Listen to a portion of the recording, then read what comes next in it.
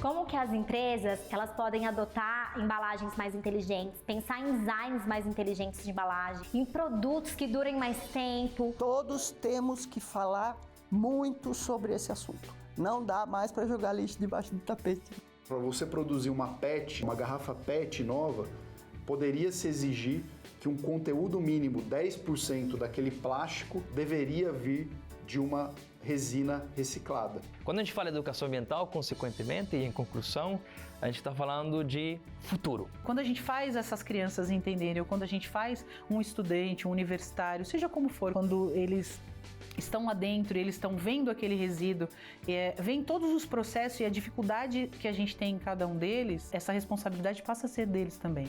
Gerenciar esses recursos a fim de preservar seu valor ao máximo, é aquela questão de estender a vida útil do resíduo, produtos e materiais ao máximo. Ao tomar decisões todos os dias sobre os produtos que elas consomem, a reciclabilidade ou não de alguns produtos, a gente muda a economia, a gente muda o impacto ambiental.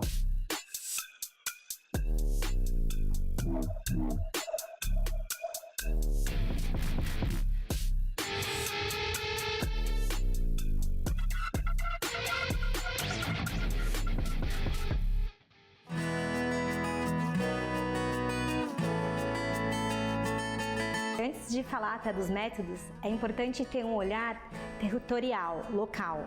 Acolher a necessidade de cada comunidade, de cada escola, de cada universidade. Depois desse diagnóstico, desse olhar, aí avaliar qual seria o melhor método para a expansão dessa educação ambiental. Se é a formação de núcleos de sustentabilidade, pensando em juventudes, no ensino médio ou na universidade.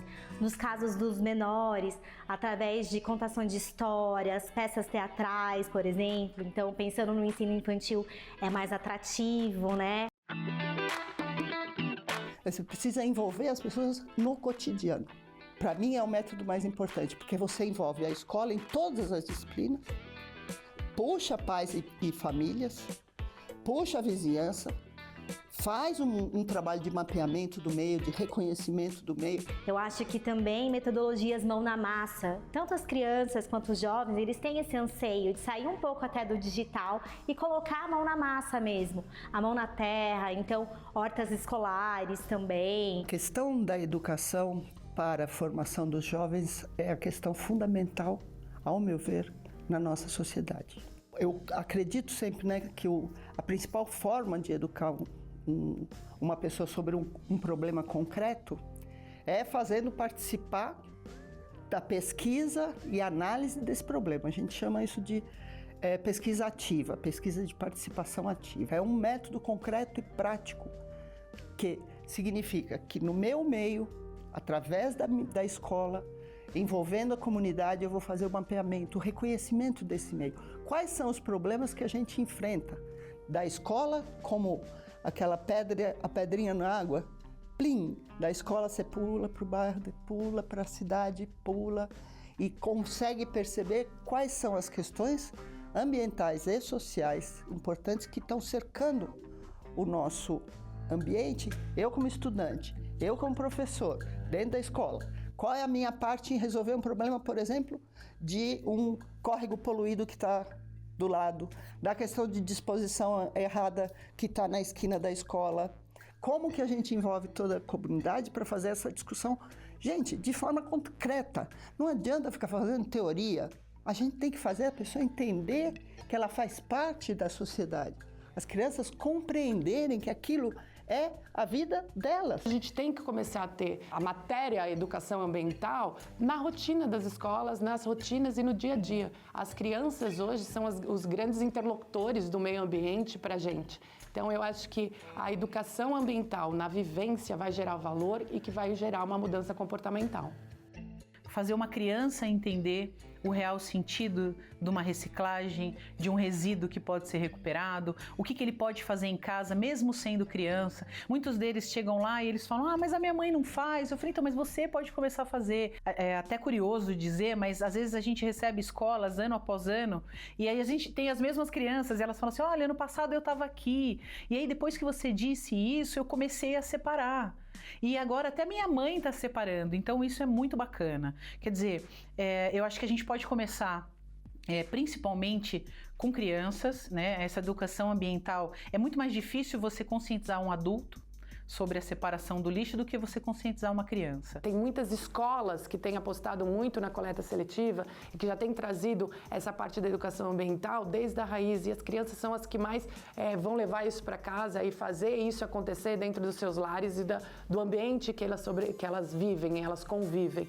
Então, muito embora às vezes não exista uma política definida para a coleta seletiva, né, a coleta porta a porta desse resíduo diferenciado, as iniciativas podem acontecer por estímulos de um próprio núcleo, de uma própria sociedade. Temos um papel muito nobre, que é justamente trazer essas informações que talvez pareçam não tão relevantes num contexto brasileiro atual, para um público como as juventudes, mas a gente tem notado que essas juventudes, elas se engajam de forma extraordinária na questão de sustentabilidade. Que tenha uma coleta seletiva dentro de uma universidade, que tenham workshops, que tenham treinamentos, que tenham palestras. Hoje, muitas pessoas, né, em função desse processo de educação ambiental, já separa o seu resíduo, já deixa o reciclado, ele já faz parte da coleta seletiva. Então, é um espírito colaborativo que tem um novo modelo econômico e que está trazendo, de fato, uma preocupação de uma sociedade como um todo sobre as questões ambientais e o planeta. Então, um planeta mais sustentável. Hoje, um dos grandes desafios do Brasil é a inserção da educação ambiental de uma maneira mais forte dentro da ampliação da reciclagem. Tivemos pesquisas recentes do Datafolha que mostram que, por um lado, a população fala da importância da reciclagem, da importância da coleta seletiva, mas menos de 1/3 da população faz, né? E muitos deles dizem que não fazem por preguiça, por achar que não vai fazer tanta diferença. Então, a gente tem que rapidamente poder integrar. Na Estratégia Nacional de Economia Circular, a gente tem um trabalho muito grande com o MEC, com as universidades, com as escolas. Precisamos trazer os estados e os municípios para promover essa educação ambiental desde o início, lá no primário, né, no secundário. Mas a gente já está dando grandes passos, né? Eu percebo isso muito claramente até dentro de casa. As minhas filhas hoje, elas já têm uma visão sobre meio ambiente, elas são muito menos discriminativas, elas são muito mais inclusivas do que a minha própria geração. Então, apesar de que a gente ainda precisa evoluir muito em educação ambiental, existe um caminho a ser trilhado que está sendo trilhado. Isso é uma boa notícia. Os professores, eles têm a visão de que essa educação ambiental é fundamental para que os seus alunos que eles têm, né, ano após ano, eles consigam enxergar o valor da sustentabilidade, da economia circular, da descarbonização, da gestão dos resíduos. O simples fato da gente conseguir com que esses alunos, esses jovens, eles saibam para onde que vai o resíduo, já é uma grande vitória. Quando a gente faz essas crianças entenderem, ou quando a gente faz um estudante, um universitário, seja como for, quando eles estão lá dentro, eles estão vendo aquele resíduo, vem todos os processos e a dificuldade que a gente tem em cada um deles, essa responsabilidade passa a ser deles também. Eles conseguem entender isso. A gente tem catadores que eram catadores ou que trabalhavam com reciclagem e hoje eles estão trabalhando como CLT dentro de uma empresa, de uma central de triagem, por exemplo. Quando a gente para pensar que a política nacional, ela tem o seu principal objetivo acabar com os lixões e que, de fato, a gente não alcançou, mas a gente está caminhando para isso, é um grande passo para a sociedade, né? Você vai ter a geração de emprego, você tira esses catadores dessa situação vulnerável e consegue colocar eles numa condição de trabalho em cooperativas, onde eles consigam enxergar mais valor. Essa mesma gestão de resíduos sólidos é uma oportunidade histórica de integrar essas agendas sociais, em especial a agenda dos catadores e catadoras de material reciclado, né, que devem ser remunerados e pagos pelo serviço ambiental que prestam. As prefeituras, por outro lado, gastam quase 50 bilhões para recolher e enterrar resíduos. A gente tem ainda 28% do resíduo recolhido no Brasil sendo entregue para lixões e aterros controlados, então destinações inadequadas. Temos um problema gigantesco na América Latina e no Brasil em específico, que é a gestão dos resíduos. Sabemos hoje que mais de 2.500 lixões ainda operam no país. E esses lixões representam um problema para a saúde da população de forma geral bastante grave. Existe uma questão chamada vetores. Esses vetores nada mais são do que ratos, baratas, moscas, entre outros animais, insetos e demais, que transmitem enfermedades. Podem transmitir leptospirose, dengue, zika, chikungunya, problemas respiratórios, contaminação de alimentos e intoxicações. Então, os lixões não possuem controle ambiental. Se eles continuarem, não vai ter nenhum controle ambiental sobre isso. Então, a partir do momento que se toma uma decisão de se encerrar com isso, nós estamos minimizando, sim, os impactos, né, que poderia ter na água, no solo, e que essas pessoas estariam vulneráveis a isso. Infelizmente, as secretarias de meio ambiente no Brasil como um todo, isso é a mesma coisa também a nível de ministérios, tem ainda uma fatia muito pequena dos orçamentos. Então, ele quase que sempre está correndo atrás do prejuízo, né? Já que a gestão de resíduos sólidos, ela é uma oportunidade, porque se ela tem uma gestão inadequada, a gente vê a sua face mais degradante nas cidades. O acúmulo de lixo, os impactos urbanos, sociais, para a saúde pública. Hoje no Brasil, majoritariamente, existem 3 destinações finais para os resíduos sólidos urbanos. 2 inadequadas e 1 adequada. As 2 inadequadas são lixão e aterro controlado. Essas 2 tecnologias, infelizmente, elas não possuem nenhum controle ambiental, né? Os lixões, eles são muito mais agressivos ao meio ambiente, porque o resíduo, ele gera um líquido chamado chorume. Esse líquido, se você deixar a sua sacolinha de resíduo em casa por mais de 2 dias, você vai perceber que embaixo da lixeira forma um líquido com um odor desagradável. Esse líquido é o chorume. Se esse resíduo fosse encaminhado para um lixão, todo o líquido gerado desse chorume iria infiltrar no solo e contaminar as águas subterrâneas, que poderiam gerar uma consequência muito ruim para a população do entorno dessa área. Importantíssimo, portanto, a gente ter um controle adequado dos resíduos, eliminando lixões, criando soluções tecnicamente adequadas para evitar esses problemas para a saúde da população. Os aterros sanitários podem oferecer soluções mais saudáveis e sustentáveis na gestão, porque eles têm sistemas de impermeabilização, coleta de lixiviados e a captação de biogás e reduzem a exposição a patógenos e contaminantes tóxicos. O aterro sanitário é uma obra de engenharia. É importante deixar isso muito claro. É totalmente diferente de um lixão. Um lixão, ele não possui nenhum tipo de característica técnica que impeça a contaminação do solo e da água, tá? Dos rios, dos mares, da água subterrânea. Ele não tem nenhum tipo de proteção ambiental também para evitar que os gases que são produzidos aí sejam direcionados para a atmosfera. E também não tem nenhum tipo de proteção social. Então tem pessoas que vivem em condições muito ruins no lixão. O maior impacto de um aterro sanitário, ele tem todos os programas de mitigação. Então você consegue operar um aterro sanitário com total domínio ambiental e controle operacional de um aterro. Diferente de um lixão, que não há nenhum controle, onde há contaminações do solo, infelizmente no Brasil ainda tem uma questão dos catadores, as pessoas em vulnerabilidade, gerando problemas de saúde, não tem controle de emissões atmosféricas qualquer. Má gestão ambiental, ela decorre diretamente em problemas de saúde. Então, se você tem um levantamento dos tipos de doenças relacionadas a resíduo, tem uma ligação direta à disposição incorreta, à falta de tratamento de esgoto, que é uma coisa muito grave, né? O fundamental é a educação formal de qualidade.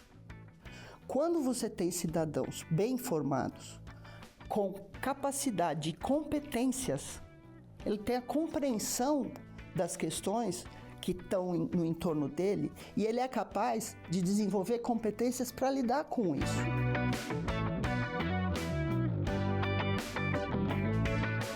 É importante as pessoas entenderem e conhecerem toda essa cadeia do resíduo. É importante as pessoas elas terem esse conhecimento de onde vêm as coisas que a gente usa, para onde essas coisas vão, porque o saquinho de lixo, né, sair da frente da nossa casa e parece que não é mais problema nosso. A gente tem essa questão do jogar fora. Mas a gente joga fora de onde? Do planeta? A gente não joga fora do planeta, a gente coabita o mesmo espaço. Então, como que a gente também, dentro da nossa rotina, no nosso dia a dia, nas coisas que a gente faz na nossa casa, a gente também consegue impactar de maneira positiva, né, essa cadeia toda de resíduo? Hoje, o lixo para muita gente, ele é algo que você descarta e ele não sabe para onde ele vai. Agora, o resíduo urbano em si, ele pode ser transformado em insumos para muitas coisas. Esse resíduo que parece tão, né, longe da gente, tão fora do nosso contexto do dia a dia, na verdade é aquilo lá que a gente gera todos os dias. Aquele alimento que a gente eventualmente não usou mais, aquela casca de alguma fruta que eventualmente a gente deixou lá, alguma embalagem que a gente já utilizou e que a gente coloca lá naquele saco e deixa na porta de casa para alguém recolher. Então a gente faz parte desse contexto e, consequentemente, devemos estar informados e cientes para onde que vai esse resíduo efetivamente, como que ele é tratado, para evitar esses problemas de saúde. Então, como que a gente reduz os poluentes dentro de um determinado processo é uma responsabilidade também coletiva. Porque resíduo e questão de tratamento de saneamento são aspectos que ninguém quer tocar, não são populares.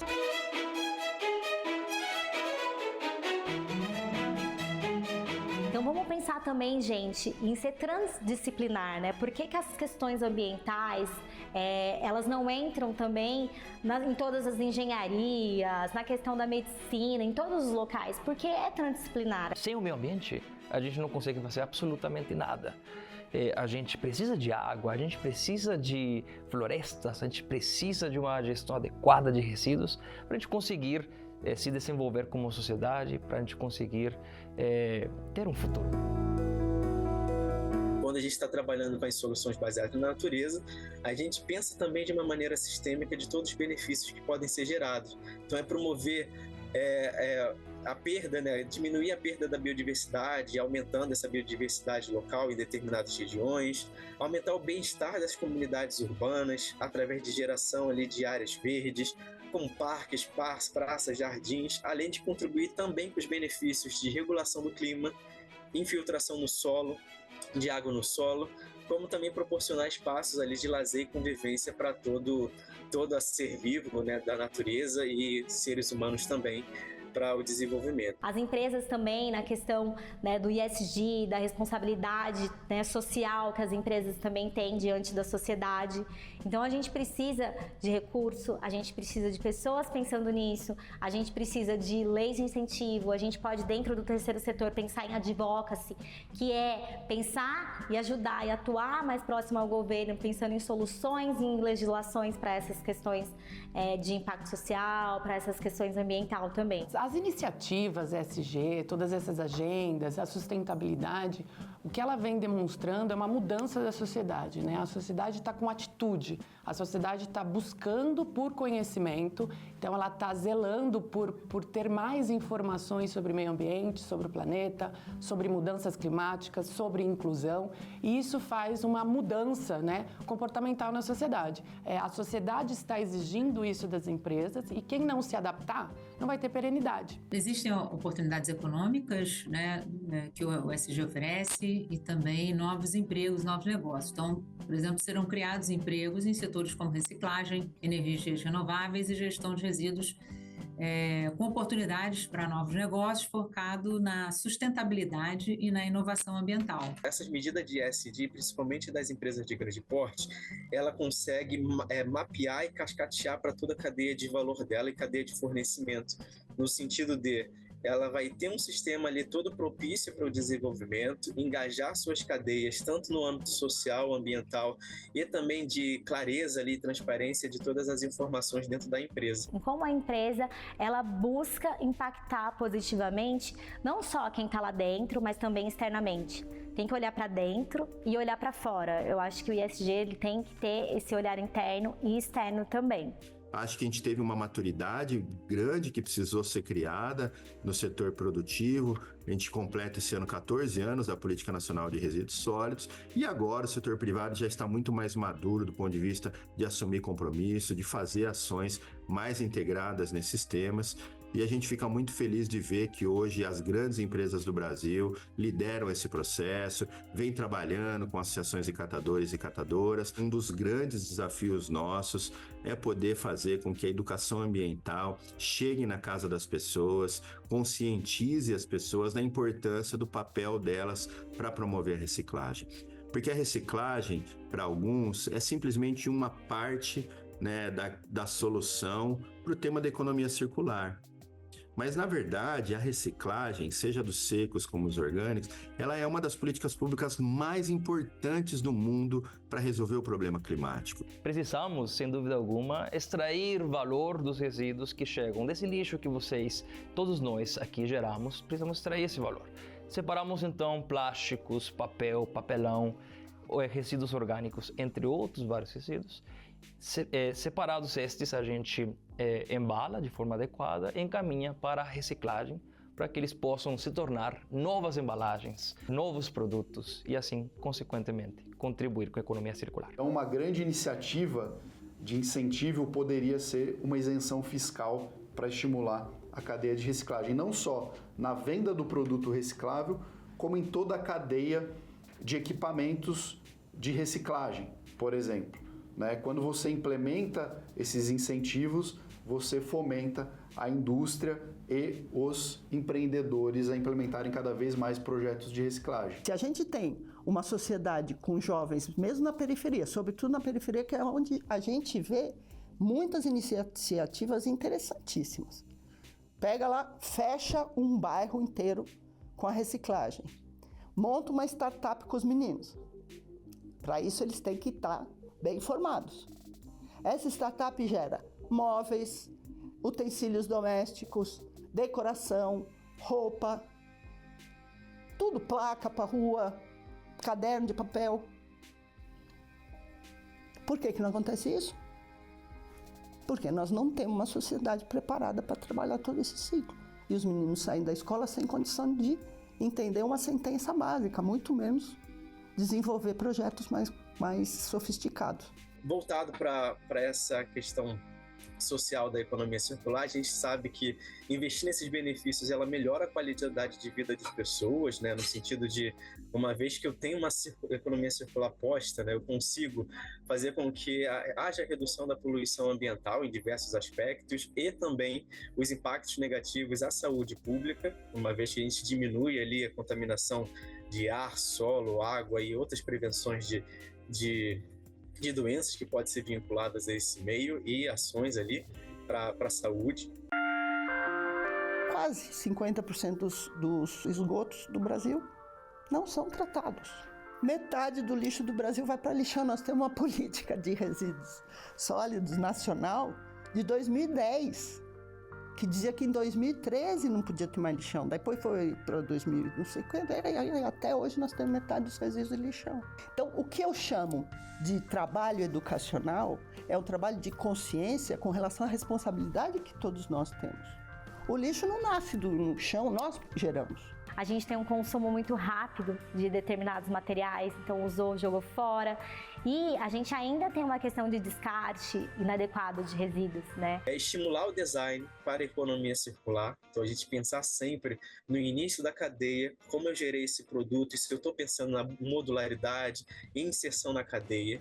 Gerenciar esses recursos a fim de preservar seu valor ao máximo. É aquela questão de estender a vida útil do resíduo, produtos e materiais ao máximo que a gente conseguir e criar condições econômicas para essa transição. Não somente transicionar, mas ter um cenário propício para que todas as empresas, todo o setor privado consiga impulsionar essa agenda de uma maneira bem célere, né? Imagina um futuro onde as pessoas vão ser motivadas por gerar cada vez mais menos resíduos.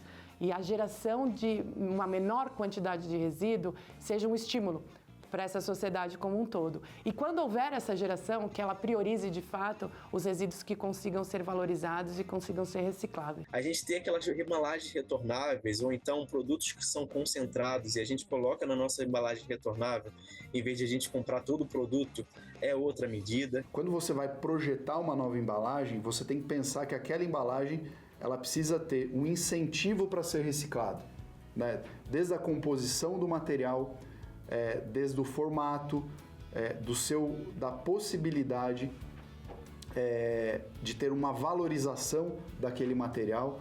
Então, você desenha uma embalagem pensando no seu destino final. A gente está fechando o ciclo, certo? A gente traz um material que eventualmente não tinha nenhum valor e ele se torna muito valioso no seguinte ciclo. Tá? Esses materiais eles se tornam depois novas embalagens, se tornam novos modelos de negócio para outras empresas. Eles têm um impacto social também, né? Existe no fluxo dos resíduos pessoas que trabalham com resíduos, né? Que fazem a coleta, que fazem a separação desses resíduos. As pessoas precisam entender que, ao tomar decisões todos os dias sobre os produtos que elas consomem, né, sobre o tipo de embalagem que vem nos produtos que elas consomem, na possibilidade ou não, na reciclabilidade ou não de alguns produtos, né, a gente muda a economia, a gente muda o impacto ambiental.